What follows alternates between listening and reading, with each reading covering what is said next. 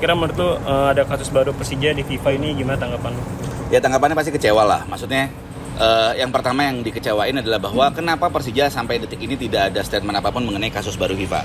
Ketika kasus pertama FIFA yang kasus transfer pemain, Persija beberapa hari kemudian langsung bikin official statement kan. Nah untuk kasus ini Persija belum melakukan official statement, meskipun gue tahu jawabannya karena apa segala macam. Tapi kan gue ini bukan bagian dari Persija, gue adalah fans yang fungsinya tugasnya adalah mengontrol Persija. Nah ini yang harus dikritik juga dari Persija, bahwa Persija tidak memiliki PR yang bagus. Persija tidak memiliki public speaking yang oke, sehingga dia bisa menjelaskan ke semua fansnya. Kalau gue pribadi, gue sebagai ketua Jackmania, maka gue menjelaskan kepada pengurus-pengurus gue, sehingga pengurus gue bisa menjelaskan ke anggota-anggotanya. Secara struktural kita seperti itu, gitu loh ta.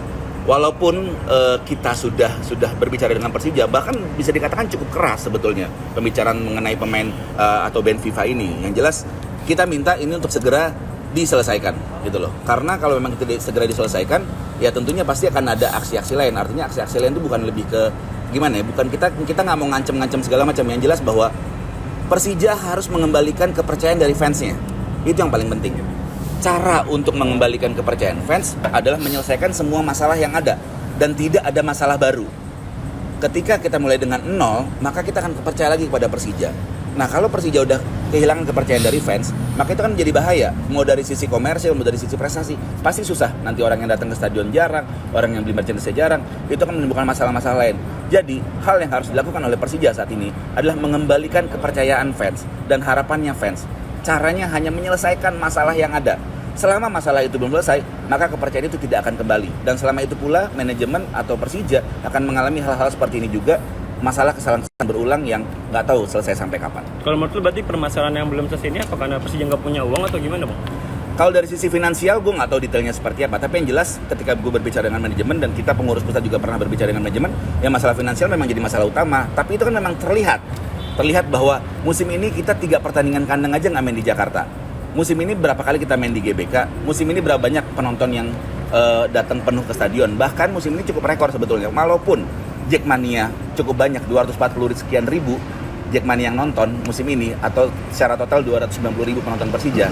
Tapi pertandingan Persija lawan Arema musim ini, untuk pertama kali dalam mungkin kurun waktu 10 tahun terakhir, itu tidak soal tiketnya.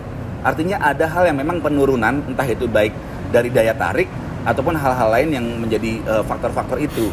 Nah, gue nggak tahu apakah memang masalah penonton banyak apa segala macam ini mempengaruhi ke finansial Persija. Tapi yang jelas Persija ini kan terjadi dari musim lalu. Masalah-masalah ini ketika musim lalu Persija spend besar mendatangkan pemain-pemain bintang segala macam, tapi ya ada tragedi Kanjuruhan, harus berhenti 3 bulan, artinya tidak ada pemasukan 3 bulan, spend biaya 3 bulan lagi segala macam. Lalu ada bubble match juga saat itu, walaupun di akhir-akhir kompetisi kita ada penonton lagi dengan kapasitas yang dibatasi.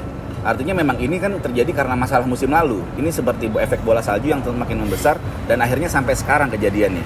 Kalau masalah finansial ya ini yang menurut gue harus kita sepakati bersama, bahwa apakah klub ini harus bisa hidup sendiri, dan bagaimana caranya bisa hidup sendiri.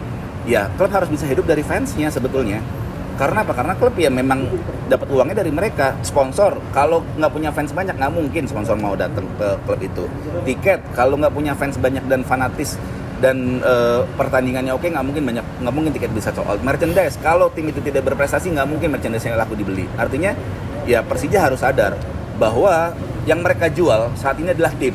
Jadi tolong pikirkan tim mereka, pikirkan tim itu seperti apa. Ketika mau pertandingan penuh, setiap pertandingan segala macam, ya kasih pemain yang bagus, kasih kemenangan di setiap pertandingan kandang. Udah itu aja. Karena saya percaya bahwa ketika kita main di kandang menang terus, selesai semua persoalan Persija. Artinya dari sisi finansial kita bisa hidup, sisi merchandise kita bisa hidup, sisi prestasi juga kita bisa hidup. Jadi menurut gua finansial mungkin menjadi masalah utama Persija di musim ini, tapi ya ini terjadi karena kesalahan yang apa yang dilakukan di masa-masa sebelumnya gitu loh. Jadi gua berharap ini menjadikan Persija pelajaran bahwa akan seperti apa musim depan. Pondasi apa yang akan dibangun? Kita punya pemain akademi banyak, bagus, dan gue rasa pemain akademi kita murah-murah segala macam. Tapi dan pemain akademi itu pasti punya pride yang lebih tinggi dibandingin pemain-pemain yang kita transfer segala macam. Karena pemain akademi berasal dari sini, mungkin anak Jakarta, mungkin anak luar Jakarta, tapi besarnya di sini. Ya gue berharap itu juga bisa dimanfaatkan sehingga Persija punya pondasi yang kuat untuk bisa hidup di masa depan gitu. Karena mau sampai kapan sih kita harus berharap dari uang yang tidak jelas sumbernya gitu loh untuk kehidupan sebuah klub sepak bola, apalagi khususnya Persija udah nggak penting lagi mikirin uang dari mana segala macam, karena Persija harus bisa mencari uang itu sendiri untuk bisa hidup, dan tinggal lihat course-nya seperti apa dan disamakan. Dan gue berharap sih kalau memang mau Persija baik lagi kayak dulu dari sisi prestasinya, ya semuanya harus fokus, manajemen harus fokus dan harus berkomunikasi dan bekerja sama dengan baik di internal manajemen. Itu aja sih. Terima kasih sudah menonton. Silakan subscribe, like, dan jangan lupa komen di bawah ya bola spotter.